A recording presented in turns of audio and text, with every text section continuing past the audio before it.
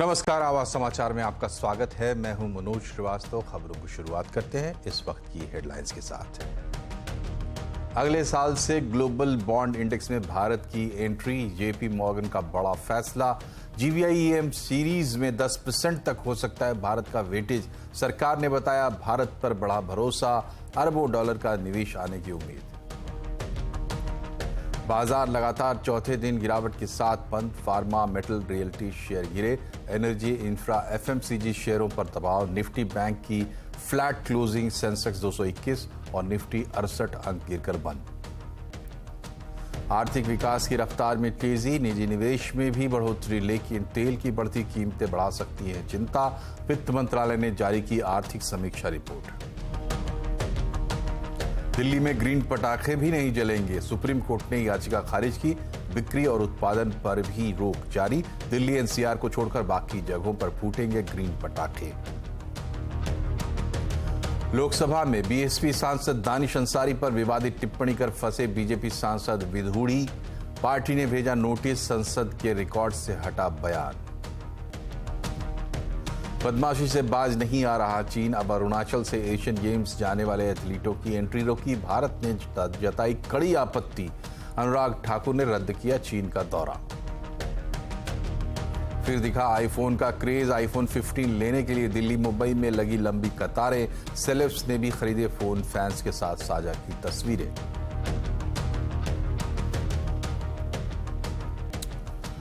अगले साल जून से भारत ग्लोबल बॉन्ड इंडेक्स में शामिल होगा। ये बयान जेपी मॉर्गन की तरफ से आया है। इसका मतलब है कि देश के सरकारी बॉन्ड्स में अरबों डॉलर का निवेश आ सकता है। इस बड़ी खबर की पूरी पिक्चर समझाने के लिए हमारे साथ हमारे वरिष्ठ सहयोगी नीरज वाजपेयी जुड़ गए हैं। क्या फर्क पड़ेगा नीरज जी, इससे कितना निवेश आने की उम्मीद है?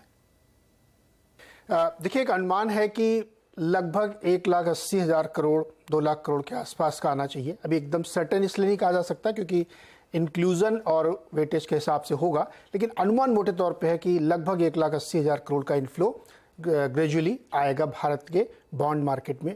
और ये अपने आप में एक बड़ी रकम के अलावा बहुत बड़ा गेम चेंजर है इंडिया के लिहाज से, क्योंकि आप जेपी मॉर्गन के इंडेक्स में, ग्लोबल मार्केट इंडेक्स में अगर हमारे बॉन्ड इंक्लूड हो रहे हैं तो ये अपने आप में इसलिए बड़ी बात है कि आपकी इकोनॉमी पे, आपके डेट मार्केट में दुनिया के निवेशकों का भरोसा बढ़ रहा है और आपकी इकोनॉमी को एक तरीके से सैल्यूटेशन है और रिकॉग्निशन है डेट के लिहाज से। ये बहुत बड़ी बात है। तो जेपी मॉर्गन अगले साल जून से भारत के करीब 23 तरीके के जो बॉन्ड हैं, अलग अलग तरीके के, उसकी वैल्यू नोशनल बनती है $330 बिलियन की, जो उसमें क्वालिफाई कर सकते हैं, जो उसमें शामिल होंगे। और इन सब का जो डाइवर्सिफाइड इंडेक्स में वेटेज होगा वो अप टू 10% तक हो सकता है। तो ये अपने आप में इसलिए बड़ा है क्योंकि आपके बहुत सारे बॉन्ड उसमें जा रहे हैं। 10% वेटेज आपको मिल रहा है और उसके लिहाज से एक बड़ी रकम भारत में निवेश के तौर पे आएगी और दुनिया भर के इन्वेस्टर्स इसमें करेंगे।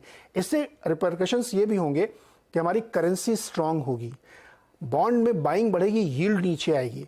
तो अगर थोड़ी सी बॉन्ड यील्ड नीचे आती है तो उससे बहुत सारे गवर्नमेंट को और कॉरपोरेट्स को डेट लेने में आसानी होगी, क्योंकि जो अभी चल रहा है उससे नीचे पे उनके लिए डेट अवेलेबल होगा। बैंकों को मार्केट का फायदा होगा इसका, क्योंकि वो आपको इमीडिएटली दिखेगा। तो अगर इस पूरी पिक्चर को आप समझें तो मैं ये समझता हूँ कि इकोनॉमी के लिए, देश के लिए बहुत बड़ी बात है कि आपके डेट मार्केट पे भरोसा है। हालांकि इसमें कुछ आरबीआई की तरफ से स्टेप्स भी लिए जाएंगे जिससे आपकी जो बॉन्ड और यील्ड है वो स्टेबलाइज रहें, क्योंकि बहुत ज़्यादा वोलेटाइल मार्केट में इन्वेस्टमेंट डिस्टर्ब होता है। तो कुछ चीज़ें चेंज होंगी, लेकिन भारत के लिहाज से काफ़ी बड़ी खबर है, काफ़ी बड़ा फैसला है। शुक्रिया नीरज जी। और सरकार ने इस फैसले को, बॉन्ड को इंडेक्स में शामिल करने के फैसले को पॉजिटिव बताया है। सुनिए इकोनॉमिक अफेयर्स सेक्रेटरी का क्या कहना है। I don't look into the future. They have taken a decision and it shows their confidence in the economy, and it's a welcome decision. They have indicated that what percentage they are looking for, and that these are the market forces which will take, the flow will come out of that. So 1% every year, is it a good enough limit, sir? 1%? I thought this is 1% per month.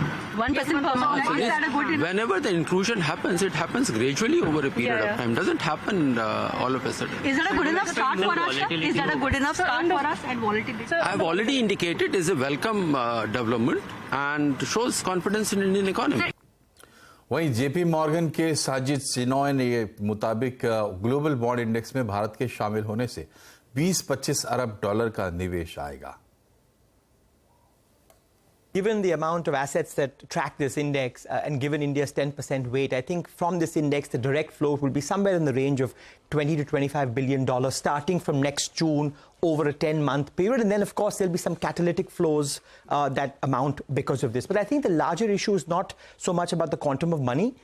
It's about two other things. One is to just have some more heterogeneity in the investor space in the bond market. The more heterogeneity you have, the better price discovery you will have in both directions. You know, bond money and debt money now has become, attracts a lot of indices, that this is passive money that's here for the long term, and therefore is in a way India tapping into the global pool of savings to finance its current account deficit.